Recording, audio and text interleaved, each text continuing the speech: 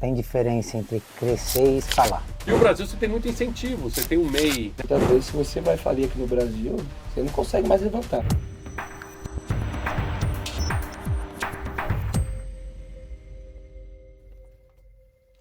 Fala, galera! Sejam bem-vindos a mais um grande episódio do Yup Talks, o podcast onde você se atualiza tudo sobre tecnologia, histórias de pessoas notáveis, incríveis, e também a gente fala aqui do mercado B2B, B2C no Brasil e no mundo. Eu sou o Thiago Alves, host aqui do Up Talk, já na nossa segunda temporada que está quentíssima, com grandes nomes, junto aqui do querido Douglas Torres, seu da UpChat, nosso co-host. Seja bem-vindo, Douglas. Bem-vindo, audiência, para mais um episódio. Muito bom tê-los aqui com a gente. E antes de apresentar para vocês o convidado de hoje, que aliás é meu xará, né? A gente tem essa questão, vamos convidar pessoas com o mesmo nome, fica mais fácil de gravar, né? Mas antes de apresentar aqui o Tiagão, queria lembrá-lo, né? Que agora é o melhor momento para você que está aí na audiência de deixar o seu like, curtir, né? Comentar também. Tá gostando, não tá gostando da temporada do Yup Talks? Deixa aí seu comentário. Quer sugerir nomes, temas? Quer xingar os apresentadores? O Douglas, no caso, brincadeira. Manda aí seu comentário, sempre bom interagir com vocês. Afinal de contas, esse conteúdo é criado, né, para que vocês possam se beneficiar dele. E nós gostamos deste feedback. E o nosso convidado de hoje, ele é especial. Ele que acaba cumprindo todas as casinhas do Yup Talks, né? Vai conseguir falar de tecnologia, história de sucesso, vai dar uma aula pra gente de empreendedorismo. Grande Tiago Oliveira, seja muito bem-vindo ao Yup Talks. Obrigado, meus amigos, pelo convite. É uma honra poder contribuir e compartilhar a minha história e aprender com vocês também. Muito bom, seja bem-vindo então, Tiagão. O tema de hoje é assim, como escalar empresas para o sucesso. Eu vou apresentar formalmente aqui o Tiago para vocês, vou ler a biografia dele. Lá em 2002, ele fundou uma empresa chamada Easlog, que foi vendida para um fundo de investimento americano. Em 2016, já tinha 24 filiais espalhadas aí pelo Brasil. Ele que é sócio e conselheiro da ACE, a maior aceleradora de startups da América Latina. Um abraço, pessoal da ACE. Sócio da Bossa Nova, né, o venture capital mais ativo da América Latina. Também um abraço, pessoal da Bossa Nova, bem legal. Bastante gente que eu conheço lá. Founder da Saigo Group, conselheiro e investidor da ONG Gerando Falcões, muito legal. Cofundador da Oliveira Foundation, investidor anjo e conselheiro aí de empresas. Também escreveu 2 livros, Pense Dentro da Caixa e Os Segredos da Gestão Ágil por trás das empresas valiosas. Vou quebrar um pouco aqui o ritual, já vou trazer para vocês o Instagram dele, que é Thiago Oliveira Oficial, Thiago com H, e no LinkedIn vocês encontram ele como Thiago Oliveira. Xará, seja bem-vindo ao Yup Talks, né? Quem é o Thiago que não está nessa biografia aqui? Conta pra gente. O Thiago é um pai, amigo, surfista, sou o workaholic, não o lifeaholic. Hoje é muito empreendedor, mas muito voltado para a família hoje. Eu acho que a vida do empreendedor tem fases. Tem fases que você vai desequilibrar e tem fases que você vai equilibrar, e hoje eu consigo viver no equilíbrio. Muito legal. Quantos filhos você tem? Três 3. filhos. Quais os nomes? Pedro, Alexandre e Mariana. Ah, que beleza, né? E a idade? 18, 16 e 14. Escadinha. Nossa, escadinha boa, hein? Escadinha boa. Escadinha Escadinha boa. boa. E você se mudou do Brasil para morar nos Estados Unidos? Quantos anos já? Já tem 7 anos. Eu fui para um ano sabático e já tô há 7. Ele tá durando o sabático, Tô né? adorando. Você Mas não tô mais no sabático, mas fui para um sabático, inclusive uma história legal. Fiquei muito mal no meu sabático, emocionalmente, assim. jura? Juro. Por quê? Porque eu burnout? tava aqui... não, pelo contrário, quase fiquei depressivo, porque aqui eu tava no meu melhor momento de vida, tinha feito um negócio, construído, e aí vai para um país, quem é você na fila do pão? Você tive que ressignificar o sucesso e lidar com o próprio Thiago mesmo. Foi muito desafiador. Todo mundo acha que ano sabático é uma maravilha, mas o primeiro mês é legal, segundo mês você já começa, e agora o que eu faço da vida, terceiro, então não é toda essa maravilha, não. Foi importante, A jornada de se autoconhecer, profunda. ela vem junto com vários questionamentos, principalmente você, um empreendedor de sucesso, vender uma empresa, né, com família e tudo, muda de país, é o que você falou, né? Você chega num ambiente totalmente novo que talvez até te provocou a... Muito. Será que o Thiago de 2018, quando você vai fazer o sabático, olhando para o Thiago de hoje, ele estaria orgulhoso? Hoje estaria, mas foi muito importante principalmente cuidar do meu ego. Eu acho que foi um trabalhado, porque você chega num país, lá você não é ninguém, né? Você pode ter o dinheiro que for lá, você não é ninguém. Né? É um reinício, você tem que se adaptar. o inglês meio Joel Santana, né? Agora tá um pouquinho melhor. Então, assim, não foi fácil, né? Não é essa história bonita que a internet conta, não. Foi muito desafiador. Tem que ressignificar o sucesso. O sucesso para mim ali era levar meus filhos na escola, fazer um almoço pro meu filho, cuidar do meu filho. Isso não foi simples, foi um baita desafio, Você acabou passando pela pandemia morando lá, morando lá. que deve ter sido bem difícil Bem também, porque difícil. foi um país tão, né, sofreu tanto quanto o Tanto. Brasil, né, na Isso, questão da pandemia, né? isso. Muito. Com certeza. Bom, legal. Seja bem-vindo mais uma vez, né? Trazendo um pouquinho aqui pra gente, então, o que que era a Slog? Quando você fundou a Slog, assim, era primórdios da internet, né? Muita coisa ali. Era É, a bolha do ponto .com, você lembra? 2001, é, 2002, todo mundo criando ponto .com. essa empresa foi uma história bem legal, vou contar ela rapidinho. Eu era office boy, eu tenho uma história engraçada que eu fui agora para São Francisco com a minha esposa. Minha esposa encostou em mim assim, e falou assim: meu motoboy que ficou rico. Eu falei: não, não era motoboy, era office boy. Ela falou: então era pior do que eu imaginava, nem a Nem a moto você moto tinha. tinha. Eu falei: não, não tinha nem a moto.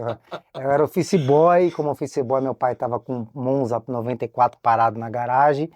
Eu peguei esse Monza e fui fazer as entregas no Brasil, entregas como motorista agregado. É aquele cara que pega as entregas e sai fazendo entrega em São Paulo. Então, eu brinco que eu mais empurrava o carro do que entregava, porque o Monza quebrava toda hora. E nessa empresa eu vi uma oportunidade de fazer uma logística reversa, né? Conheci minha esposa na fila da Receita Federal, eu como office boy, ela trabalhava num grupo. Ela conhecia um grupo chamado Grupo Benassi em Jundiaí, tinha uma pessoa que era a chefe dela. Eu contei um pouco que queria montar uma empresa de logística, aluguei uma sala na região do Ipiranga, peguei 17 mil reais e montei uma empresa para competir com o Correio, FedEx e UPS, né? Então você imagina. Eu tenho uma frase que eu falo que os que ficam ricos são os loucos ou os burros, porque não sabe muito bem o que tá fazendo. Muito Não, bom. eu tô com medo do qual dos quadros É. delas aí, né? Muito bom isso. E aí montei essa empresa em 2002, numa sala mais ou menos desse tamanho, para competir com o Correio, FedEx e UPS. E essa empresa, quebrei ela em 2007, pivotei ela, o negócio cresceu bastante, é uma longa história, mas fundou assim. Muito bom, muito bom. É, E você pegou, até hoje, o setor de logística, ele está super aquecido, né? Aliás, muito. no mercado imobiliário, não sei se você Muito. sabe, assim, os ativos de logística são os que mais valorizam nos últimos 5 anos, É, assim, absurdamente. Nem residencial de alto padrão tem se valorizado tanto quanto os é, ativos logísticos. Muito porque a logística se reinventou, né? Nos dias de hoje. A gente vê sim, essa questão do last mile, né? Esses pequenos pontos aí de ajuda e coleta para toda essa questão toda do comércio eletrônico que está bombando horrores, né? sim. Só que, sei lá, em 2002 já era evidente de que isso ia bombar, Não, não? não. 2002, na verdade, minha operação foi a primeira operação de logística reversa do Brasil. E tem uma história legal que foi a primeira operação de search fund do Brasil. Então, o que que é basicamente isso para as pessoas entenderem? Tem o private equity, tem o venture capital e tem o search fund, que os empreendedores levantam um fundo fora do país e escolhem uma empresa para comprar. Isso foi em 2016, quando uma empresa foi comprada. Então a logística ainda estava começando, engatinhando. A logística reversa não existia no Brasil em 2002, quando foi fundada. Que para mim, uma coisa importante, todo mundo fala inovação, inovação, inovação. A nossa maior inovação foi num processo. Todo mundo associa inovação somente à tecnologia, Exato. mas a nossa inovação ela veio forte em processo. E isso que fez a gente escalar e crescer com muita força. Então, uma reflexão para quem quer empreender um dia, pense em outros tipos de inovações também. Acho que faz muito sentido isso. Toda essa terminologia até que a gente fala no dia a dia, de escalar, startup, né? Bootstrapping, etc. Isso é muito Muito. recente, né? A gente está Muito falando aí de recente. um dicionário startupeiro dos últimos 10 anos, talvez. Gourmetizaram um pouco. Gourmetizaram. Vamos falar de 9 anos, mais ou menos. 9 anos que falaram É, muito com essa questão de startup, né? é, Se a gente pegar no passado, o cara era empreendedor, ele tinha um bom negócio na mão, era bom, era ruim, ele era, né, uma pequena empresa, que ia ser média empresa, Sim. ele tinha um sonho.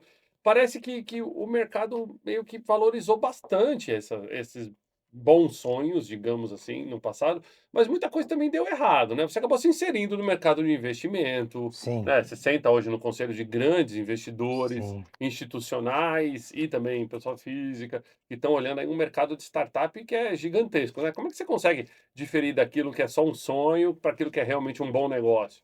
Eu vejo, Tiagão e Douglas, assim, que tem uma diferença grande entre o empreendedor e o empresário. Durante anos, eu fui cabeça de empresário.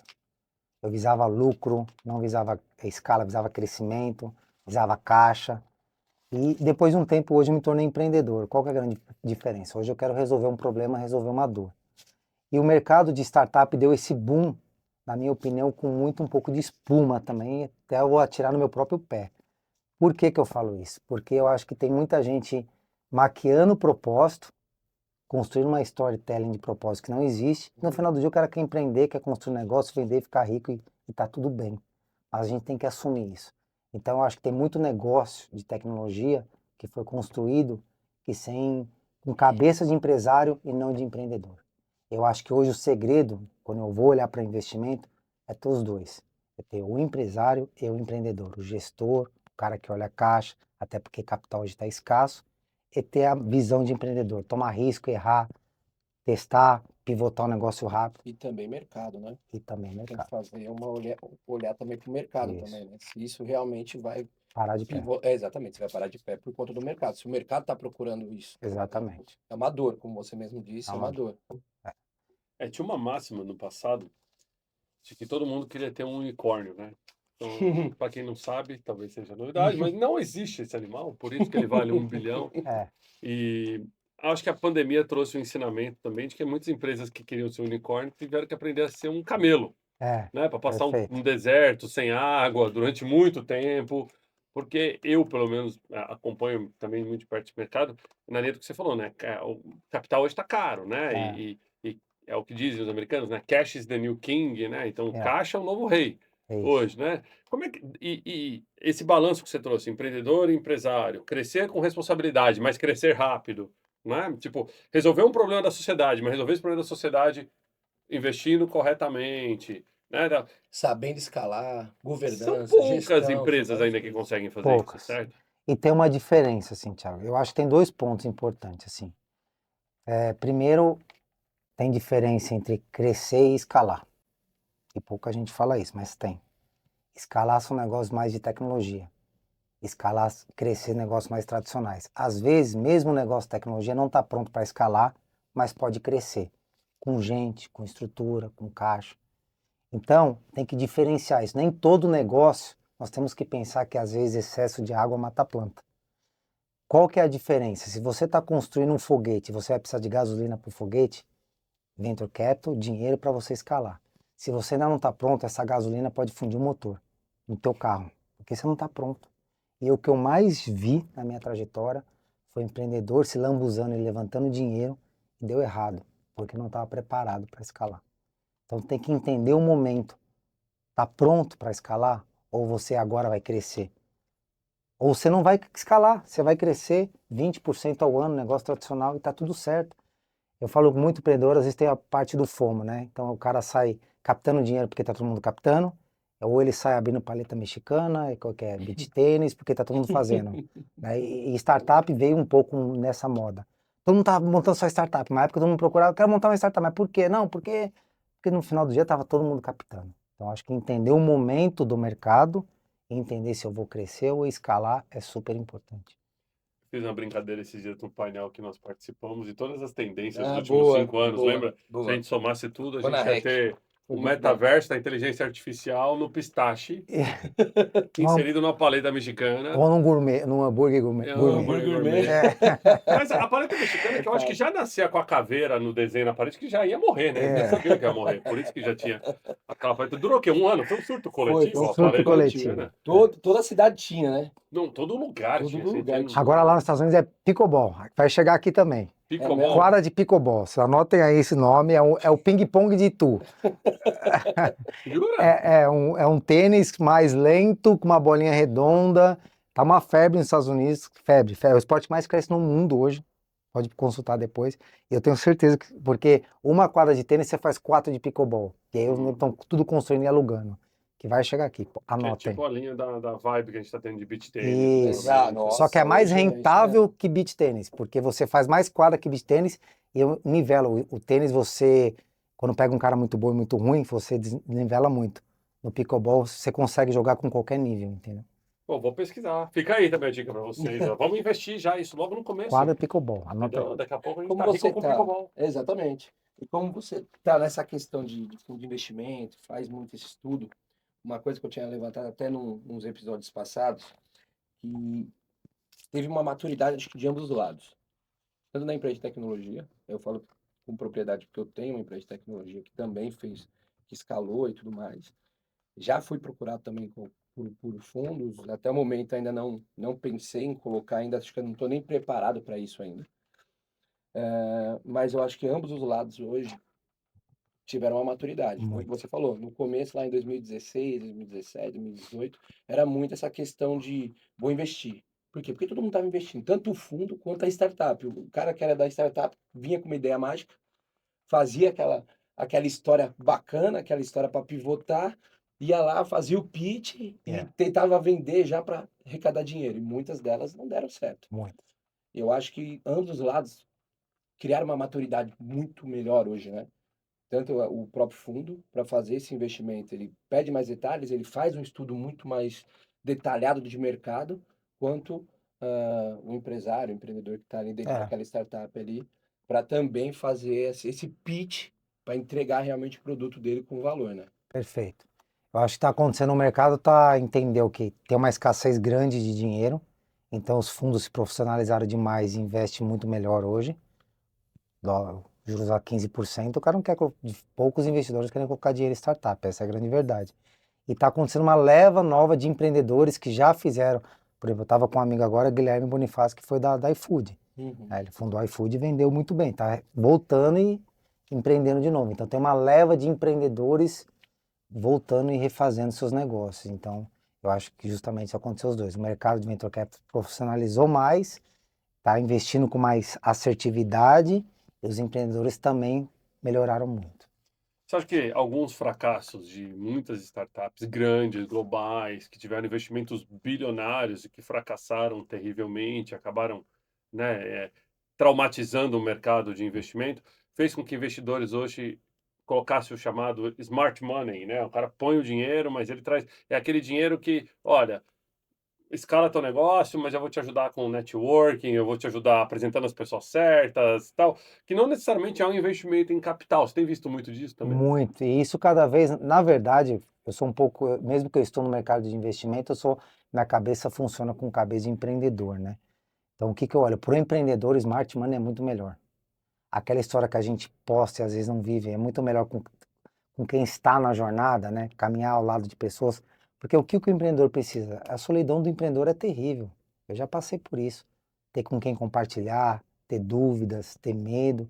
Empreender é uma montanha de russa de emoções. Tem dia que você vai dominar o Sim. mundo, tem dia que você fala assim, lascou tudo. Eu sei que a internet, todo momento quer vender história linda, bonita, que aliás é outro momento que nós estamos vivendo no Brasil. Todo mundo pode empreender, não acho que todo mundo pode empreender, e CLT é o inferno, também não acho que CLT é o inferno. Então a gente demonizou a CLT e só empreender é maravilha, e não é. Tem pessoas que não estão prontas para empreender e não vão empreender, está tudo bem. E tem pessoas que vão trabalhar a vida inteira na CLT e está tudo bem também. Eu acho que nós estamos construindo esse coachalização aí da internet, que todo mundo tem que empreender, todo mundo em CLT é o inferno. Não é assim. Então eu acho que essa é um pouco da minha visão, até um pouco polêmica, mas é como eu penso. Eu assisti um episódio, agora eu não vou saber de qual podcast foi recentemente, que a pessoa falava que os Estados Unidos ele é muito mais avesso ao empreendedorismo do que o Brasil, de um ponto de vista de impostos. Os Estados Unidos, assim, o sistema tributário funciona muito bem. Então é tudo muito traqueável, é tudo muito fácil. Então, tipo assim, tem um negócio, vai pagar imposto, tem um negócio, vai pagar imposto. Ah, qualquer dinheiro que você ganha no mundo, volta nos Estados Unidos, você paga imposto. Tudo bem, você vê o imposto voltar, funciona, etc e tal.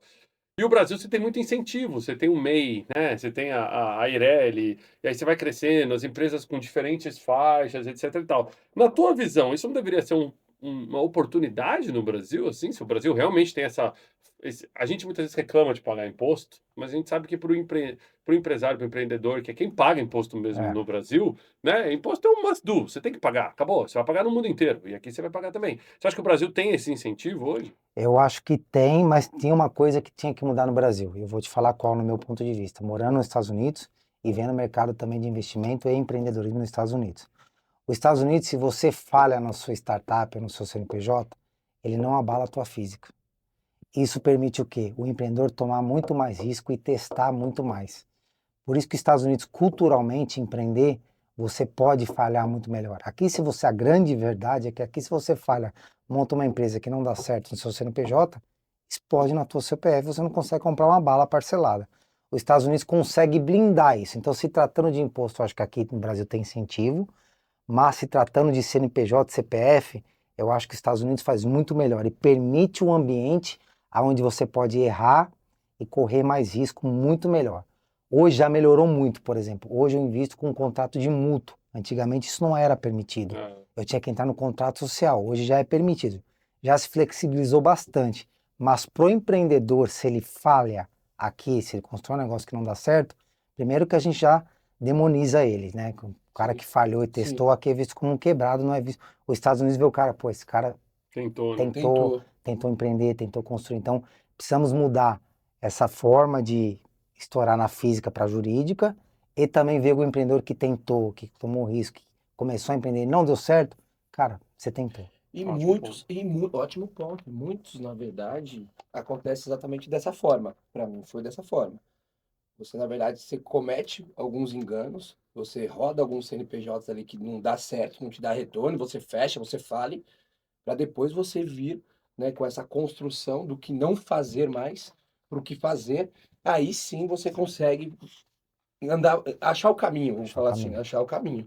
Perfeito. Então, isso é a coisa mais comum, né? E muitas vezes, se você vai falir aqui no Brasil, você não consegue mais levantar. Mas levantar. Isso Você não precisa ser consegue mais mudado, levantar, do meu ponto de exatamente. vista. Essa segurança jurídica, né, essa blindagem da pessoa física versus a pessoa jurídica, realmente no Brasil era bem mais difícil. Fora a questão trabalhista, que no Brasil Muito. é muito mais rigorosa do que nos Estados Unidos, né? Muito Mas lá é mais. muito mais fácil de contratar e de demitir do que Muito é do mais lado de fácil. cá, né? Muito mais fácil. Aqui as pessoas têm mais proteção através da Proteção. CLT.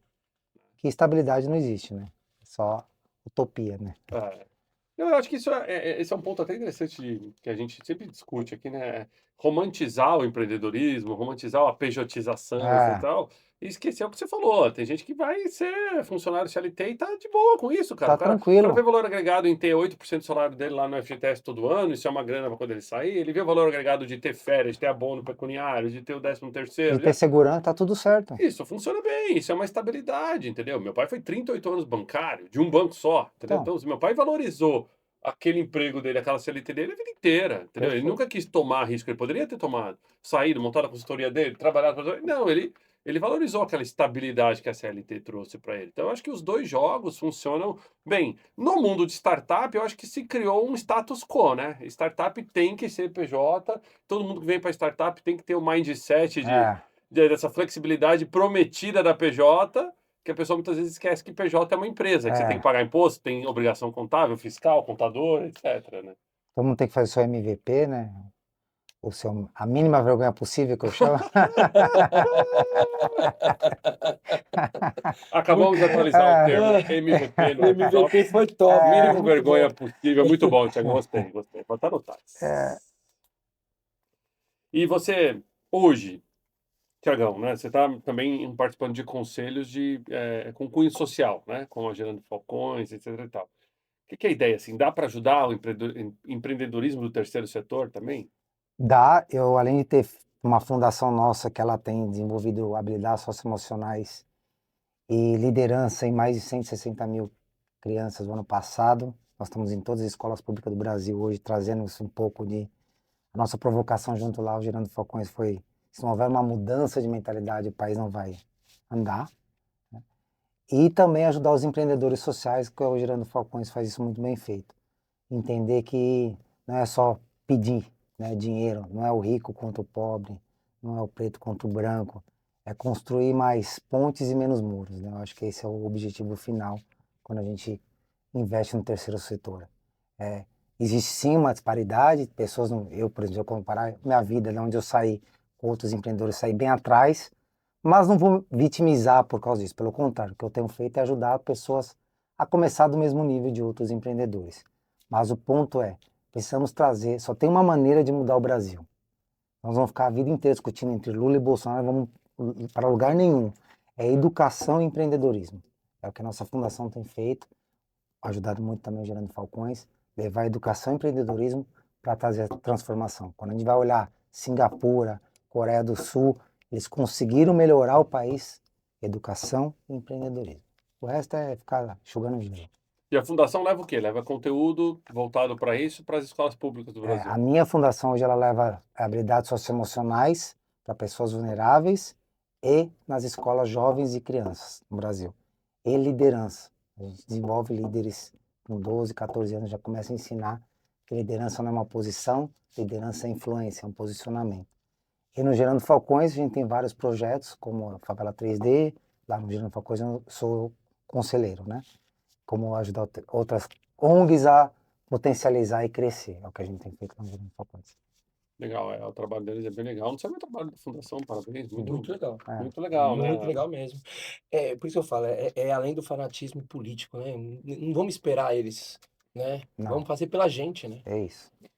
Sempre vai ter a discussão sobre o que é dever do Estado, o que é dever da iniciativa privada, mas a verdade é que a gente percebe isso em qualquer setor hoje, da indústria, né, do mercado, do PIB brasileiro. Assim, se a gente não tiver mão de obra lúcida, qualificada, treinada, contratar fica mais caro, fica mais difícil. E hoje, com o trabalho híbrido, né, com o trabalho remoto, a gente contrata no mundo inteiro. Então, se não tiver o brasileiro bem capacitado, de repente você tem outros players, né, outros profissionais que você pode contratar fora. Então, ao mesmo tempo que eu acho que o Brasil hoje tem uma super oportunidade na mão, eu acho que a gente ainda tem um país do futuro, né? Mas depende muito da iniciativa como a que você está tomando, né? Que a iniciativa privada esteja envolvida ali também para garantir com que as políticas públicas Funciona. funcionem, né? Isso Perfeito. é um ponto. Legal. Tiagão, tem hoje, assim, eu sei que lá na Bossa Nova, na ASA, assim, são muitos negócios, né? São muitas startups, etc. Mas tem algum setor da tecnologia que você está olhando com mais carinho? Tipo inteligência artificial, coisa assim? Eu acho que a inteligência artificial, quem não está perdido está mal informado, né? Porque ninguém sabe muito bem o caminho que vai tomar isso. É a grande verdade, né? Então, tem um monte hoje de gênios falando sobre inteligência artificial, mas é um meio muito. Eu estava com o meu outro sócio, que é um cara que entende muito de AI, ele estava falando, cara, a gente não sabe muita coisa que vai acontecer. Aliás, eu participei de um painel no Texas, agora no Austin, na XSW, o maior evento de tendência e inovação, e eu vi uma cena, cara, que foi a primeira vez assim que me chocou. Era um painel onde duas pessoas muito influentes americanas, um defendia piamente que a inteligência tinha que ser desligada e o outro defendia piamente que esquece, já era, nós temos que se adaptar ao mundo. Então, qual que é o ponto, né? Ninguém sabe muito bem qual que é o caminho, qual que é a minha sugestão. Quando nós não sabemos o caminho, tem que se envolver, é o que eu tenho feito. Tenho buscado aprender, buscado me envolver. Agora, eu não tenho dúvida que a inteligência artificial com a área da saúde é a tendência do próximo, sim. O desafio do humano vai ser como levar o homem para viver 150 anos, 160 anos. Então, tudo da área health, da área saudável, da área da vida, cara, na minha opinião, hoje é o que vai mais bombar nos próximos anos, assim. A questão da inteligência é um negócio também que eu estudo muito, mais voltado para o meu lado, que é a área de atendimento ao consumidor, esse tipo de coisa. E, cara, é aprender. Eu acho que é o que mais tem que fazer. Eu também, como entusiasta também, e estudo muito sobre o assunto, é entender. A gente não sabe. A gente também que estuda Não sobre sabe. o assunto, a gente também tem os nossos medos sobre a inteligência, né? Eu sou cristão. Então, assim, muitas vezes você olha a inteligência e fala, rapaz, o negócio tá pegando um caminho aí que dá medo. É, Porque exatamente da entrega que ele consegue te fazer. é, E o que você consegue rampar a nível de crescimento pessoal também, absurdo, dentro da empresa, né? Até mesmo como gestão. Hoje a inteligência, ela tá comigo desde a hora que eu acordo até a hora que eu durmo. E me ajuda muito. Ela me entrega muita coisa, muito valor no final do dia. Então é aquela coisa, né? Dá um medo? Dá um medo. Até pra gente que estuda. A gente tem receio para onde vai isso? A gente tem receio para é. onde vai isso. A gente está vendo hoje em dia uma discussão muito grande, até mesmo na questão da inteligência, agora no mundo pornográfico. É uma coisa muito, muito séria a ser conversada, né? Até mesmo por conta de fraudes e tudo mais. Então, mas eu sou entusiasta do Sim. negócio. É muito bom e ajuda muito. Ó, Você produz muito mais. John Connor, do Exterminador do Futuro, tá vendo você flertando com a inteligência Ah! artificial aí, ó, no futuro, lá, olhando torto pra você aí, ó, Skynet da vida. Aliás, falando nesse sentido, uma recomendação de série, para quem não assistiu ainda, Adolescência da Netflix. Muito boa. Muito Muito boa, boa. falando desse Muito boa. conflito dessas gerações que hoje têm acesso a todo o conhecimento da humanidade na palma da mão, coisa que a gente não tinha na nossa época, né? Sim. Acho que todos nós aqui, mais ou menos da mesma idade, a gente viveu a transição do analógico pro digital. É. Você ia buscar fita na Blockbuster, você rebobinava para devolver a Total, fita, né? fazia. Tinha até Muito. multa, lembra? Tinha Se multa. não rebobinasse Tinha a multa. fita. Hoje em dia você carrega lá no Netflix, se demorar 2 segundos, você já acha que tem um problema, reseta o modem, Exato. tá? É uma mudança de E fora quando você expectativa. tem, eu tenho morando nos Estados Unidos, 6 opções de Amazon Prime, tem outro, é De loucura. streaming, Muda verdade. muito, muda muito. Então, a gente vive, E mas tinha promoção de final de semana ainda. também. Você pegava uma quantidade X de fitas, você podia pegar o dobro.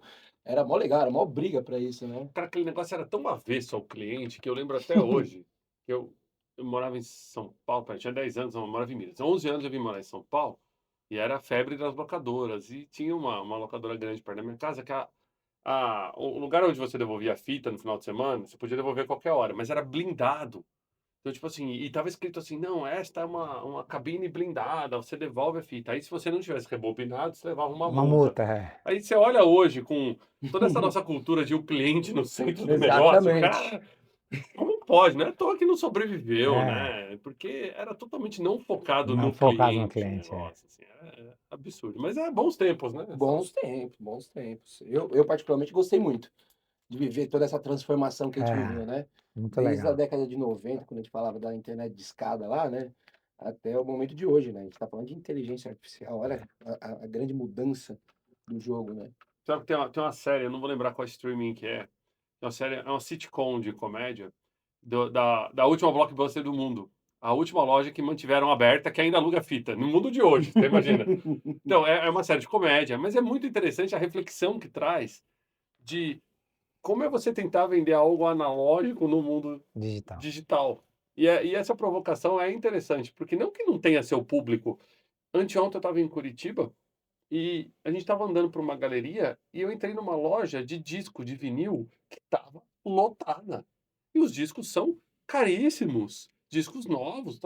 Aí você fala, cara, né, ninguém mais compra. Quem compra? O colecionador, a pessoa que gosta ali da qualidade do som, etc e tal. Isso virou um mercado de luxo hoje em dia, né, o disco de vinil. Então eu acho que também ainda tem umas certas demandas para uns produtos, mas é muito interessante, fica A a dica. dica aí. Bom, acho que a gente cobriu boa parte do que a gente estava falando aqui, Muito mas, bom. Tiagão, se tivesse que rasgar aqui, assim, quem é o Thiago final de semana, os hobbies? Você já abriu aqui falando pra gente que é surfista, né? Já ficamos É, sabendo que ondas acima de quantos pés, não pode? 80 pés. 80 é, pés já não tá no currículo. já tá fora, vou cuidar dos filhos. E aí, o que que você gosta de fazer assim, final de semana? Cara, eu sou um cara, eu tenho uma rotina muito gostosa morando na Califórnia, eu sou um cara muito família, muito amigo. Eu acho que nós estamos passando uma transição que quem que vai se destacar no mundo corporativo, na vida, é quem tem a humildade de reaprender. Então eu estou passando um momento muito legal que eu estou reaprendendo muita coisa. E é interessante que a forma que eu liderava, fiz meu primeiro negócio 20 anos atrás, hoje construindo a Saigo, que a minha corretora não funciona mais, eu tive que me adaptar, porque eu vejo empreendedores falando assim, não, eu tenho essa geração que não quer. Cara, você tem que se adaptar, você precisa dessa geração. Não adianta, você não vai mudar uma geração Não inteira. vai. Então você precisa se adaptar ao jeito. Então eu estou passando por um momento muito legal que eu estou reaprendendo muita coisa. A IA, eu estou reaprendendo a construir negócio, eu estou reaprendendo liderança. A forma que eu liderava lá atrás não funciona mais. Eu estou reaprendendo esportes novos. Então eu estou no momento de reaprender. Eu acho que quem tiver essa habilidade hoje vai ser o novo grande líder do mundo, assim, de reaprender. Quando a gente define hoje, né, fazendo um estudo, né, lá de trás, vamos falar de 20 anos atrás, 15 anos atrás, não precisa de tanto. 15 anos atrás para agora, quando a gente determina até uma cultura dentro da empresa, tem que ser diferente. Muito. A posição da empresa, principalmente nesse nível de cultura, que hoje a gente está falando hoje de uma outra geração. É uma geração que, pô, antes, você não é gritar, mas aquela Controle e posição. comando, controle e comando. Antigamente Você não pode mais funcionava. usar assim, você não Não, pode mais fazer Não, esquece. dessa pode, você forma. vai preso, mas Você vai. aí assim, não É, pode. É, Ainda tem muito que faz, eu tenho a certeza. Tem. Mas assim, você tem que vir com uma liderança totalmente diferente, Totalmente uma diferente. gestão, uma Mas cultura totalmente diferente, né? quero te provocar um pouquinho. Bom, hoje você tem novos negócios, etc e tal. Morando fora, você é meio que obrigado a fazer gestão remota da tua equipe. Totalmente. Né? Então não dá mais para você ser o mesmo Thiago que você era de 20 anos atrás, que você via teus funcionários todos os dias. Também, mas eu acho que mais do que isso, hoje, o Thiago de antigamente era muito controle e comando, gestão, meritocracia somente na veia, tem que fazer. Hoje é muito mais conversar, tocar no coração, muito mais o exemplo, muito mais o propósito. Eu acho que isso teve uma mudança grande. Hoje é um desafio você achar quem quer trabalhar no office, né? Então, eu acho que hoje é muito mais olhar verdadeiramente, não só para o cliente, olhar para o cliente e seu colaborador no centro, olhar para o seu colaborador verdadeiramente. Eu acho que no mundo digital, quem cuidar verdadeiramente de gente, eu acho que vai ser um grande diferencial competitivo. As empresas que olharem mesmo. E não significa olhar que vai se fazer o que quer. Queremos essa parquinho de bolinha. Não, vamos fazer. Não, não é isso. Mas que a empresa que olhar para colaborador vai se destacar no mercado. Na verdade, eu venho até um pouco antes disso. Quem também saber contratar o bom profissional Isso.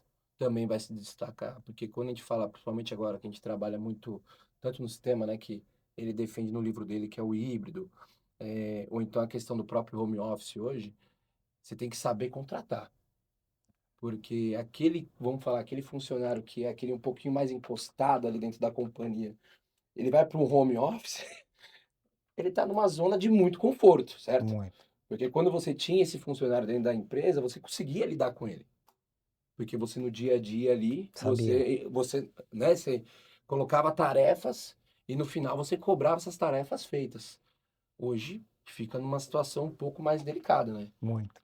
Então tem que saber contratar também, é um pouco antes disso. Eu vou até provocar vocês dois aqui. Eu acho que é o meu papel. Não sei se você sabe, mas fui eleito unanimemente pela nossa audiência para ser o provocador oficial da República aqui.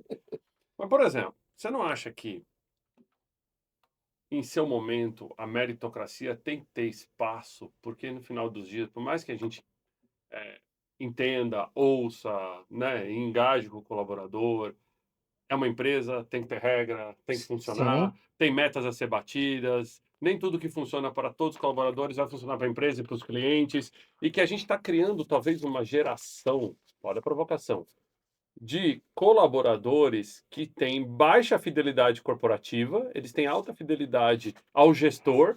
Ah, se o gestor é bom, o cara fica, aí muitas vezes a empresa é boa, mas o gestor é ruim, o cara sai. Então, você não tem fidelidade corporativa, você tem fidelidade pessoal. CPF, me dou bem com você, gosto de trabalhar aqui. Será que a gente não está criando uma geração que não vai querer se engajar na liderança no futuro? Não vai querer ser líder? Porque, não, líder é... Ó, nós estamos tudo medicado, ferrado, cabelo caindo, branco. Thiagão, não, nós estamos tudo. Então, assim, será que o cara não olha pra gente e fala, cara, não quero ser igual a eles, entendeu? Não me cobre isso. Ótima provocação, concordo com você. Toda empresa tem que ter a linha do metrô amarela no chão, que é até onde você pode ir, que é o que eu chamo de regras. Excesso de democracia gera bagunça, eu não tenho dúvida nenhuma. Eu não tenho dúvida nenhuma que a meritocracia ela funciona e tem que ser aplicada na empresa. Mas o grande ponto é que nós misturamos, achamos que não consegue ter uma empresa meritocrática com uma empresa que cuida de gente. A gente sempre coloca como oposto. E eu construí, modéstia à parte, boas empresas, tendo uma empresa altamente meritocrática, altamente com regras, com a linha do metrô amarelo no chão, mas que se preocupa com pessoas. Isso não é uma coisa ou outra. Consegue ser as duas. E eu acho que aí, quem consegue fazer isso, tem uma empresa de sucesso. Uma empresa que consegue colocar regra, que tem uma cultura de resultado, que tem meta, que tem ambição, mas que se preocupa com o colaborador também. Eu acho que uma coisa não substitui a outra, uma coisa complementa a outra. O problema, o desafio é que nós, muitos anos, nós víamos a meritocracia como aquela empresa daquelas multinacionais grandes, passava no corredor, todo mundo dava murro, né? Essas histórias malucas que acontecia há 20 anos atrás. Acontecia. Né? Eu nunca dei um murro. Chute, Mas talvez. uma coisa Mas completa a deficiente. outra, no meu ponto de vista. Não, é a questão também do próprio presidente, que era o cara intocável, ninguém conseguia chegar perto dele, né? Você conseguia, e hoje não. Quanto mais próximo, hoje você vê, né, os CEOs, né, os C-levels mais próximos, exatamente de quem ele está liderando, é melhor para a própria companhia. Porque foi o que você falou. É muita questão do próprio líder. né? Então, o líder ele faz uma diferença dentro da empresa. Aquele C-level que você contrata com um olhar pensando nisso, funciona muito. É, eu acho que o mundo migrou de uma forma muito drástica nos últimos anos e a liderança está aprendendo junto com os liderados, né? A gente migrar de comando-controle para performance, você migrar de, eu não tenho que cuidar da saúde mental dos colaboradores, para que, cara, saúde mental é um compromisso de saúde ocupacional hoje, né? Você tem que tá incluso no PCMSO das empresas, cuidar de estresse e burnout, senão é a doença do Uhum. trabalho. Então, a liderança não teve muito tempo também para entender como essas mudanças chegaram e hoje eu olho para a liderança, eu acho que a nossa liderança no Brasil, de muitas empresas, ainda é uma liderança doente, cara, uma liderança que acumula todas as cargas da empresa, entendeu? Ela não consegue repassar isso para baixo, porque senão ela perde os colaboradores, Uhum. ele acaba sendo visto como um chefe chato, muitas vezes tóxico, né? Ao mesmo tempo que ele não consegue repassar para cima, porque o acionista não quer ouvir Sim. nenhum tipo de desculpa, choro, etc e tal. E essa liderança não estava preparada para trabalhar isso internamente. E ela começou a adoecer. Não estou nem falando fisicamente, alguns fisicamente também, mas ela adoeceu, ela parou no tempo, ela parou de estudar, ela parou de se reconstruir.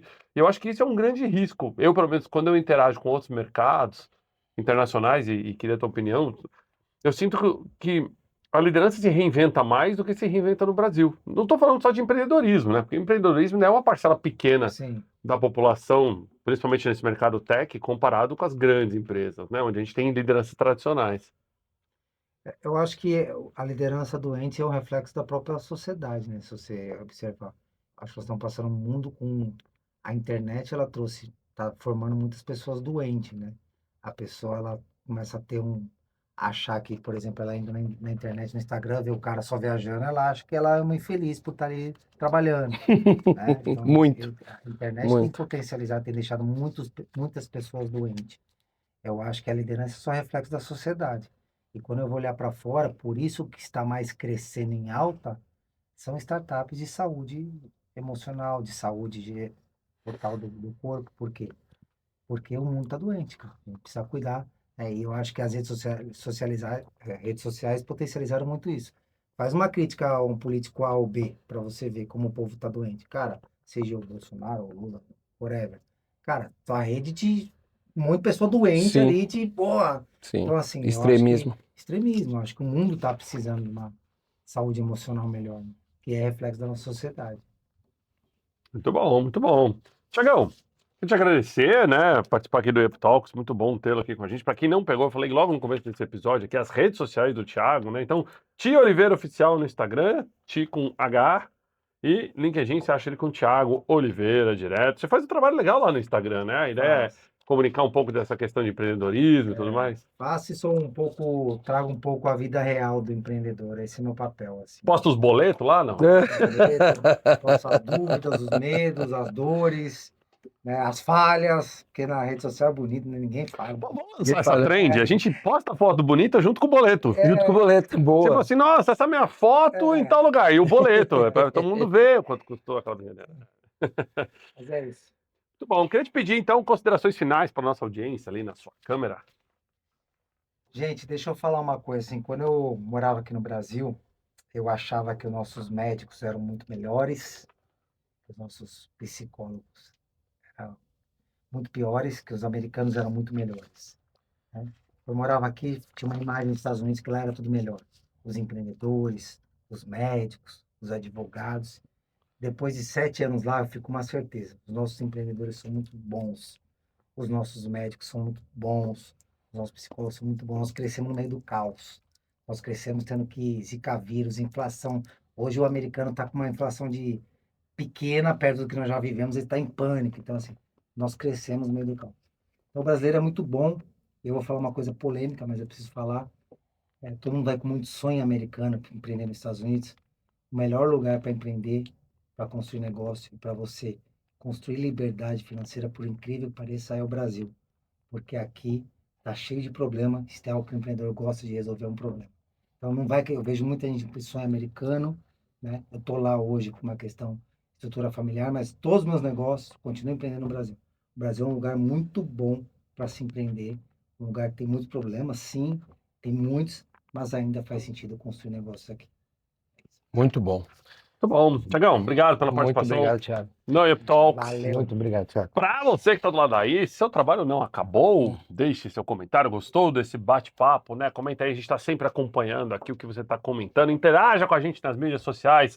Segue o Douglas, me segue o Tiagão também para a gente poder estar trocando uma ideia. É sempre bom. E deixa também aí dicas, né? E sugestões de temas ou de pessoas que você queira sentar aqui nessa mesa e bater esse papo com a gente. Eu prometo que nós vamos trazer sempre perguntas provocadoras, como a gente trouxe hoje. O Tiagão saiu bem aqui nas nossas perguntas, né? E lembrando a todos que daqui a pouco a terceira temporada do Yep Talk já tá vindo Com aí, certeza. né? Então não esquece de se inscrever nesse canal, ativar o sininho para você estar sendo notificado, né? E comenta também de onde está assistindo. A gente tem um público bacana no LinkedIn. Sei que o pessoal do LinkedIn tá aí, ó. O pessoal do Instagram chegando aqui na página, o pessoal do YouTube tradicional. Muito legal tê-los aqui com a gente. Muito obrigado, até o nosso próximo episódio, então. Valeu, gente. Muito obrigado. Valeu!